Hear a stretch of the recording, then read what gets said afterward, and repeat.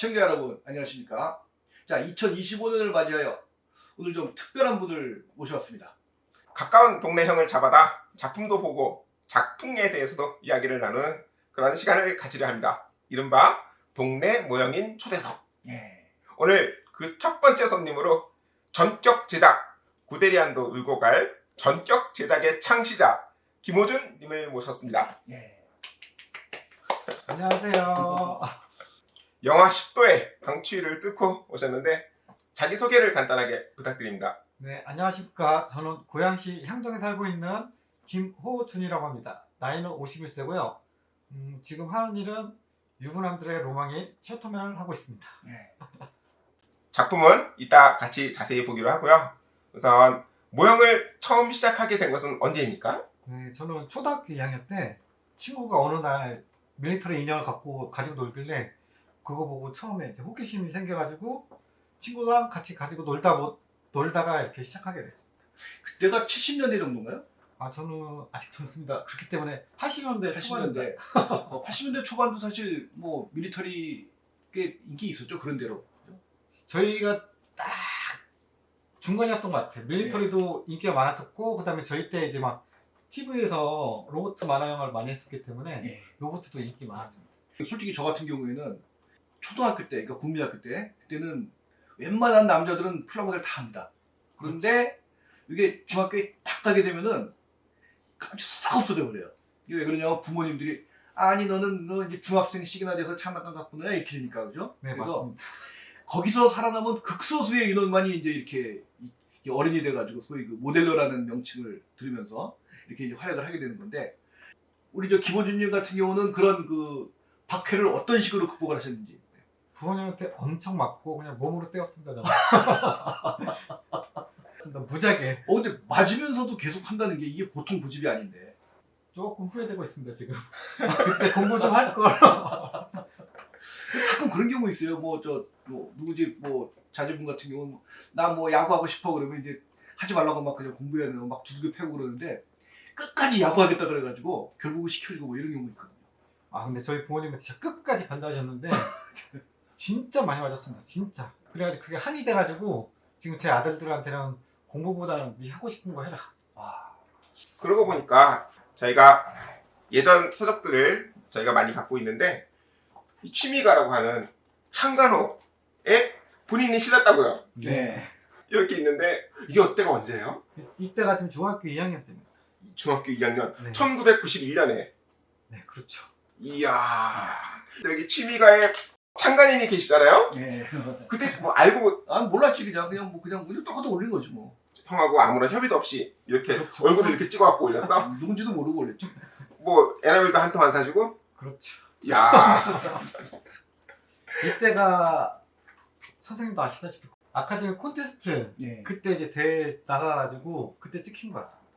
야. 그래가지고 중학교 2학년 때 처음 출품해가지고 디오라마로 은상 받았고 그 다음에 이제 중학교 3학년 때 나가가지고 다시 디오라마로 대상 받고. 이야. 대상? 네, 아카데미 콘테스트에서 대상 받았죠. 그 많은 작품 참가작 중에서 그 당시에 참 되게 권위도 높고 네. 작품 수 되게 많지 않았어요. 네. 그래서 제가 1등을 했어요. 중3 때. 야, 모시고 보니까 더 훌륭한 사람이었네. 나는 형이 그렇게 유명한 사람인지 몰랐는데. 그리고 이제 성인 돼서도 우연찮게 여자친구가 생겼었는데 그 타이밍 때 이제 또 아카데미 콘테스트 하는 거예요. 그래가지고 이제 여기 한번 같이 놀러 가자 그랬는데 여자친구가 흔쾌히 응해가지고 이제 생각 들었던 게 이제 이왕 가는 김에 내게 좀 있으면 좋지 않을까? 그래가지고 일주일 만에 이제 부랴부랴 만들어가지고 딱 출품하면 그게 또 1등을 해버려가지고 이야. 그래가지고 한번 여자친구 앞에서 어깨 이렇게 좀 근데 장난감 갖고 놀았어요? 뭐 이러는 거 아니에요 혹시? 그러진 않았어요. 그런 경험이 있었고 그 다음에 나중에 마지막 수상했던 게 밀리터리 쪽으로는 또 네오 콘테스트 있었잖아요. 네. 거기서도 이제 대상 없는 금상. 네오가 뭐예요? 그리고 취미가 폐간되고 나서 다음에 나온 책이죠. 언제예요? 꽤 됐죠. 그게 90년대 후반 아니에요? 맞아요. 왜 나만 몰랐지? 젊은가 봐요. 거기서 하여튼 대상 없는 금상. 그래가지고 이제 관계자한테 물어봤더니 제가 그때 디오라마를 낼 때 성의 없게 냈거든요. 막 귀찮아가지고 이제 제목도 안 붙이고 그냥 냈더니 네임 플레이트가 없어가지고 그게 좀 감점이 돼가지고 대성을 못 잡더라. 그런 얘기가 있었습니다. 이 대단한 작품의 주인을 찾습니다. 뭐 이렇게. 네.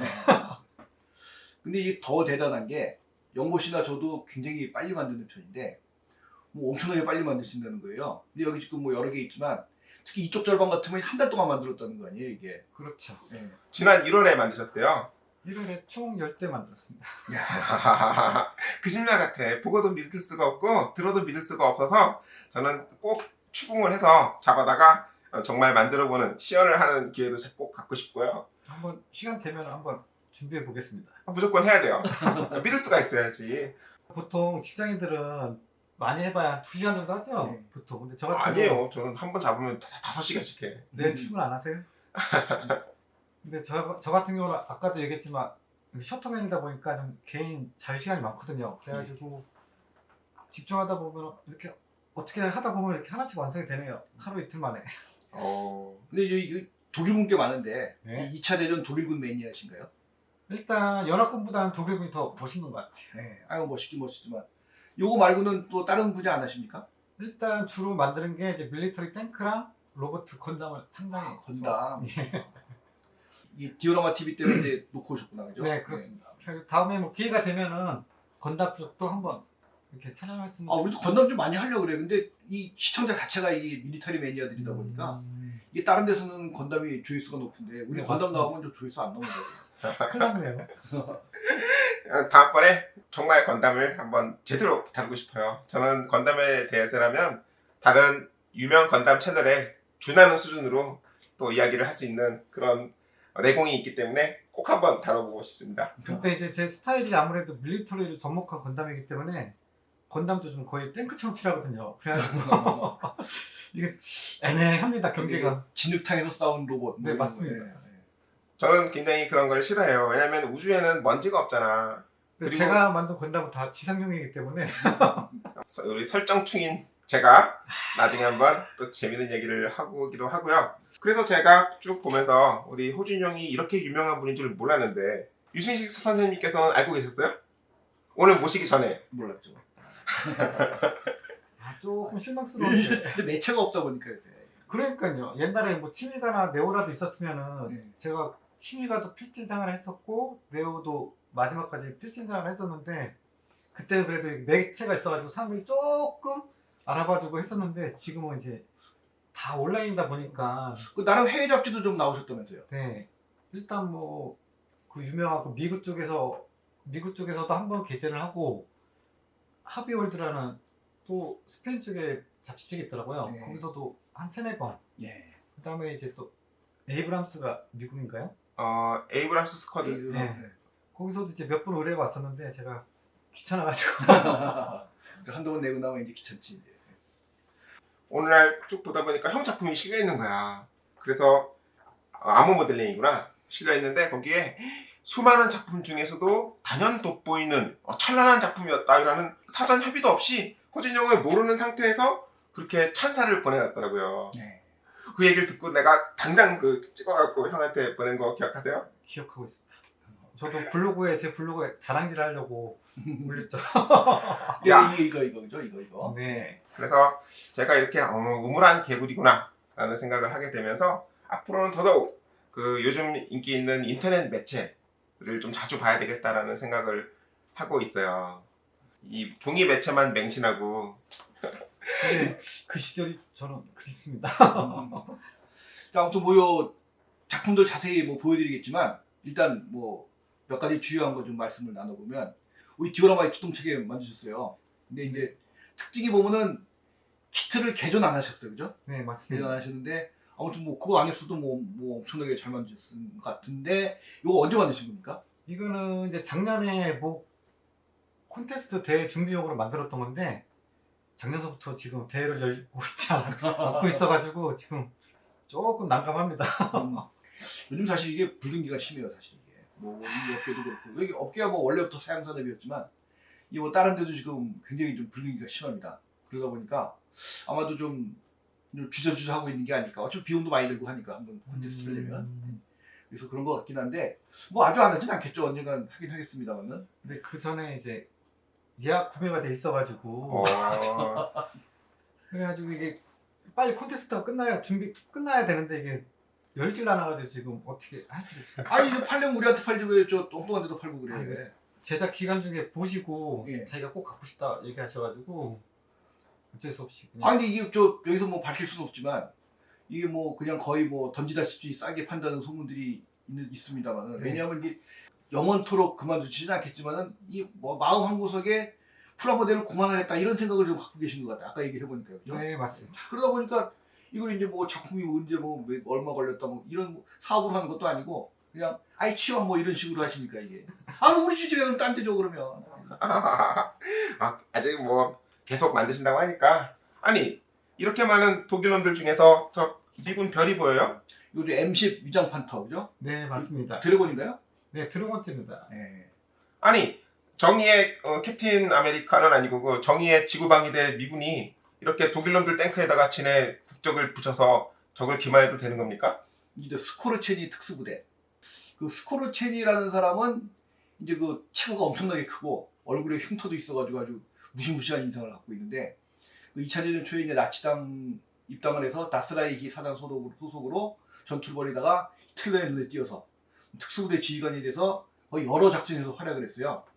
유명한 그 무솔리니 구출 작전 그걸 지휘를 했고 그 다음에는 그 헝가리가 이제 독일이 밀리는 것 같으니까 독일 동맹에서 싹 탈퇴하려고 그런 움직이는 걸 보이니까 거기 또 독일군을 끌고 가가지고 헝가리의 그 괴뢰 정권을 세우는 판저파우스트 작전 이것도 했고 그 다음에 제일 유명한 게 발리대 작전에서 미군으로 위장을 해가지고 그 미군들을 혼란시키는 그런 임무를 한 그라이프 작전 이렇게 해가지고 엄청나게 활약을 한 그런 인물입니다. 오 색깔은 녹색으로 따로 칠한 거죠? 그렇죠. 그러니까 이렇게 칠해야 미군같이 보이니까 아. 요거 이제 M10 위장 M10 컨트롤 이용한 M10처럼 보이게 그리고 얘는 M7처럼 보인다는데 이게 왜 M7인지 모르겠어요. 얘 대충 이해가 가는데 그죠? 그랬구나. 이거 뭘로 보이는지 모르겠어요. 이건 어쨌든 이것도 이제 이렇게 미군 마크 달. 여기 뭐 한호 마크 여기도 미군 마크 있죠. 뭐 이렇게 뭐 이렇게 아무튼 독일군입니다 아무튼.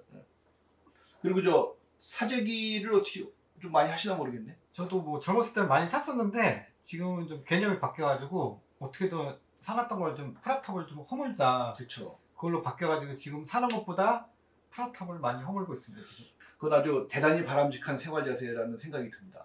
그럼 현재 호준이 형 방에는 집에는 뜯지 않은 키트가 얼마나 있다? 이제 탱크는 한 10대 정도 남은 것 같아요. 10대? 네, 10박스가 아니라? 10대. 그 다음에 건담은 한 30개 정도?